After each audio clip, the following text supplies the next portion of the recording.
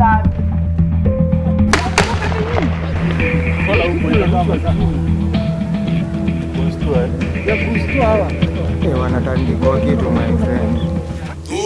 who are bent on criminal activities must be dealt with firmly by our security agencies. Akili zikaniambia nikirudi home maisha yangu bado iko kwa hatari. Better niamue otherwise. Are you going to give up? There is nothing you cannot do when your human mind sets its purposes around it. Non-commitment probably by the leaders to address the issues of the youth. That is when we are having all these issues.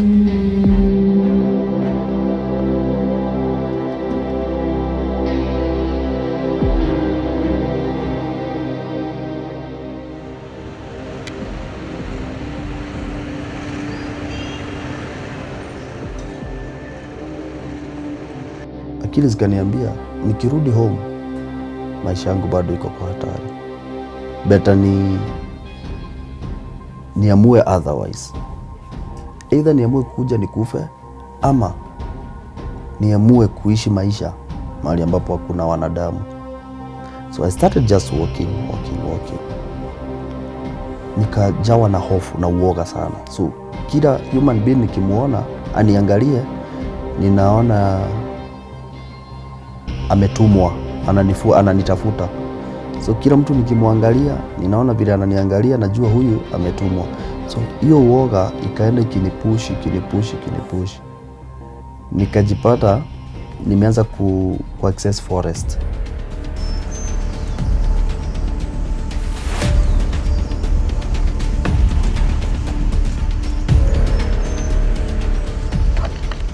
Knowing right that the Mungiki sect was after his head, Njomo accessed the Mau forest even deeper, opting to be killed by wild animals but not in the hands of the deadly Mungiki sect. Pole nikaenda tu nikiingia na nikaanza kufeel vile ninaingia becoming more comfortable kuliko wakati niko karibu na watu.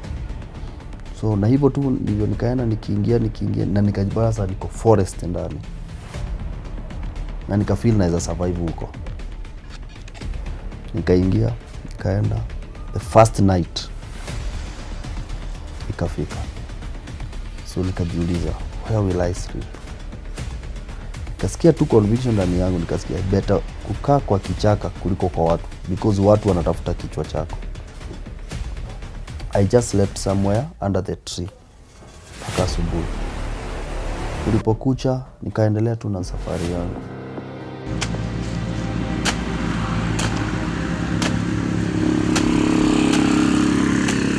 His parents thought that Njomo was in safe hands after reaching his uncle's premises in Grogan, but that was not the case. My uncle never told my family siko kwake. Anytime hata angekuja Nakuru, aulizwe vile naendelea, alikuwa anasema niko sawa. Now my parents, nobody aliwahi toka Nakuru akaenda kuniona kwa my uncle. So hakuna mtu aliwahi jua siko kwake.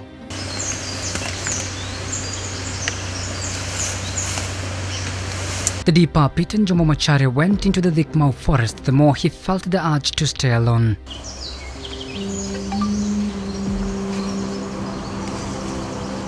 Having starved for 3 days, Njomo was forced to feed on the only available forest cuisine, wild fruits that remained his only diet for 4 months.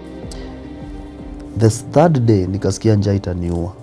I decided kukula matunda za msituni zenye hata sijui ni gani. I decided just to eat. Nikaanza kuzikula. Nikakumbuka tulikuwa tunaenda kwa my grandmother, tunapata matawi fulani, tulikuwa tunazikula, zilikuwa zina taste kautamu fulani, nikaziona huko. I used to eat and I survived that forest. Nikalala the first day, the second day, the third day, the fourth day, the fifth day. Nikazoea maisha ya kichaka. Me, I used to kuona wanyama sijawahi ona. Nikakaa kichaka na one cloth one shoe na only the jacket nilikuwa nayo. Every morning nikiamka naanza safari. Mahali nitapata tu maji nikunywe, mahali nitapata makaa ikichomwa nione hakuna watu, nikae hapo kwa hiyo moto, kwa hiyo joto kukuche. I used to survive, and that is how I survived. So the way I survived in that, I can tell you for free ya kwamba nilikuwa ninakaa hivi na ninaona tu nyoka inakuja tu inapita mbele yangu na iwezi niuliza. Actually, the only thing naweza sema ili ni affect ni mosquitoes. Mimi niliona wanyama wengine hata siwajui majina, because Mau forest is a big forest. A big forest. Kind of person we are talking about and the ordeal that they went through. Christine Gitau is a nutritionist expert at Kenyatta National Hospital. She breaks down the probability of one surviving on wild fruits. For our person who was in the forest for 4 months, oh my goodness, a whole 4 months, it is a very interesting dynamic to look at. Let's remember there are people who have declared themselves fruitarians. There is a kind of diet that is called fruitarianism. So what fruitarians live by is they take a diet that is largely made of fruits. So you'd find somebody between 50 to 100% fruit diets. So for our case, we would say that he was at 100% fruit diet. Cooler areas, you're able to even collect dew. So maybe you're not eating anything, but in cooler areas it's possible to collect dew, and that would now serve as fluids. When you're eating your fruit, that would serve as fluids. Also, your body, if you're in a cooler area, you're not losing as much fluid, you're not sweating, so it's not really going out of you as fast as it would maybe if you are in a drier region. Life in the jungle was not easy. As Njomo encountered deadly animals, he finds it difficult to understand how he survived. In the forest, Njomo had only one task to conduct daily. So nika survive. My work was to count days. Ni lini nitawaitokea, because hata kwenye niko hata mimi sikui. So I was just to count, kumekuwa usiku, nimelala, nimeamka. Kumekuwa usiku, nimelala, nimeamka. Any kind of a fruit yenye iko kwa forest nilikula. Vigilante group is being led by someone who wanted to ascend to power, maybe wanted to become an MP, wanted to become a governor, all those. These youths put some focus on him, and they have some confidence. There's that level of confidence in that person. And you see, as they enter into agreements to come up with this, there are certain agreements they make. And interestingly, why the youths, once they have entered into such and coming out becomes a problem, it's because they have some level of agreement with their leaders. And that is when you hear of some youths have disappeared. When Njomo came out of the forest, people could barely recognize him, including his mother. Nikatokea mahali panaitwa mwisho wa lami. Mwisho wa lami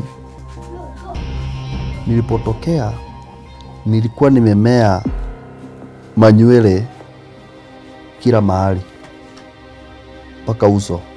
Nywele yangu ilikuwa kubwa. Nilikuwa na manyoya kila mahali kwa mwili. Na hapo ndio nikarealize kumbe pia baridi husababisha mtu kumea manywele sana. So nilipotokea mwisho wa lami, nikarecognize, nikatokea nikaona sasa nimetokea kwa mavijiji. So ninaanza kuona watu wananiangalia, so I was looking like a madman. hakuna mtu sasa ako na interest na mimi vile ninakaa. Nikakuja mpaka nikajipata kwa stage.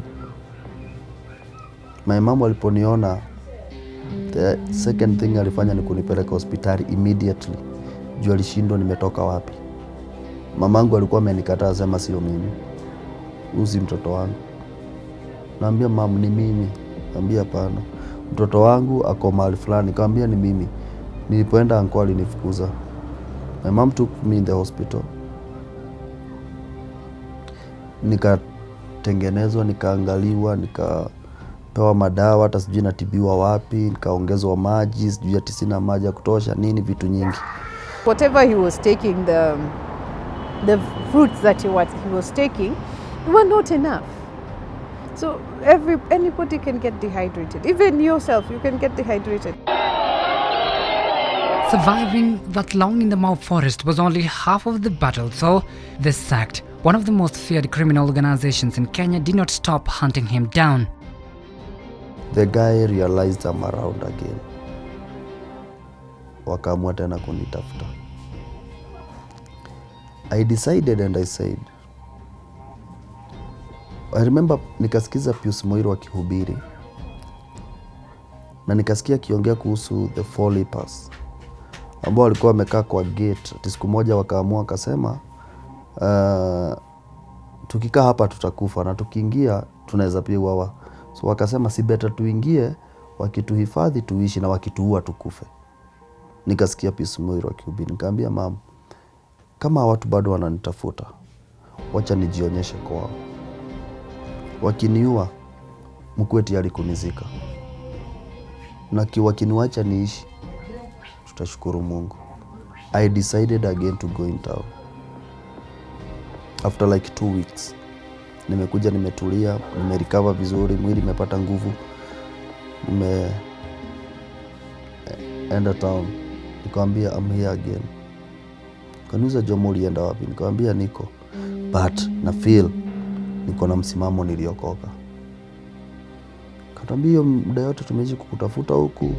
Almost 5 months hatujai kuona nini. Nikamwambia yes. I'm here. So walipo kubali nimerudi. So wakaanza kunipangia pole pole. But by the grace of God, nikakuja huku nikapatana na pastor. Kaanza kunitrain how to pray. Kaanza kunitrain how to pray for protection. So nikaanza kujiombea. So hata walipokuwa wananiambia wananipangia, I used to tell God, protect me from them. Many tactics was set to kill Njomo, but why was the SACT so much interested in this man? The reason wanataka ni kwa sababu one, nilikuwa nimepewa position. I had a lot of secrets. Nyingi sana zenye hata saizi nakuwa kwa kichwa. This happens amongst themselves. If you betray your leader, then you are likely to disappear and you will never be found. It will be blamed on the government. You see, we saw these youths were picked by the government vehicle, were picked by the police, and they disappeared.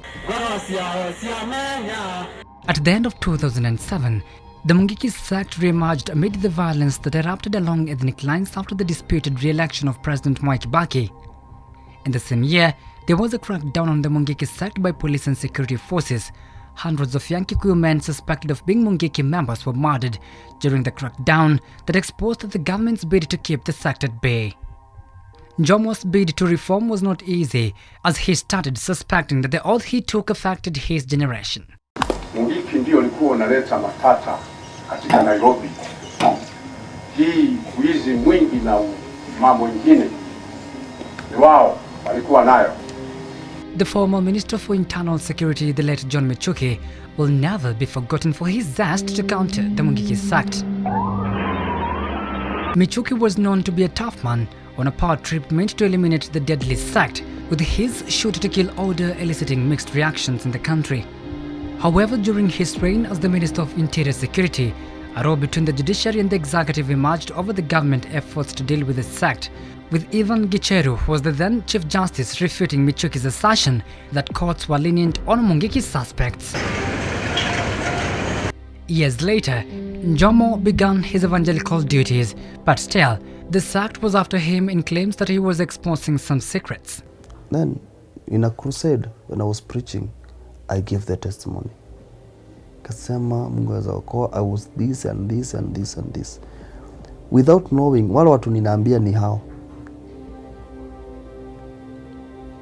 So, baada ya kuhubiri hivyo nimesema, nimetoka kwa jukwaa, nimesimama mahali kulikuwa kuna treason. Somebody came to me, a lady from bar, alitoka kwa bar, akuja akanikuta kama pastor, unatafutwa. Kamza na nani? Kaniambia umeona watu wameingia hapa ni wa Mungiki na wamesema umewa expose, ni wewe wanatafuta. I was like, God, sasa nitakufia huko. Then immediately kumbe hiyo kitu ilisambaa hapo. The host pastor akapiga simu polisi na nikakuja kuwa rescued na polisi. By the grace of God, the remaining days nilihubiri, but under security. Njomo is now a different person. A stepping stone that has seen some members of the Mungiki sect reform. He is now an inspiration to many, urging people never to give up in life. Believe in yourself. Believe in your dream. Because hata kama mtu wako in a situation, ukimuuliza ili swali umuulize, do you have any dream of life? Atakwambia yes. Mimi najua. Kama maybe atakwambia kama singepitia hii, maybe naweza fanyika kitu fulani. So number one point ni kumwambia kwamba believe in yourself. When you believe in yourself, believe in God. The greatest discovery of all time is that a person can change his future by merely changing the attitude. He lived in the forest for 4 months in a bid to save his future. He's now different from the long-time Peter Njomo that people knew before, and now a pastor that has seen many people reform and fit back to the society. Mark Kimundo, Newswatch, Nakuru County.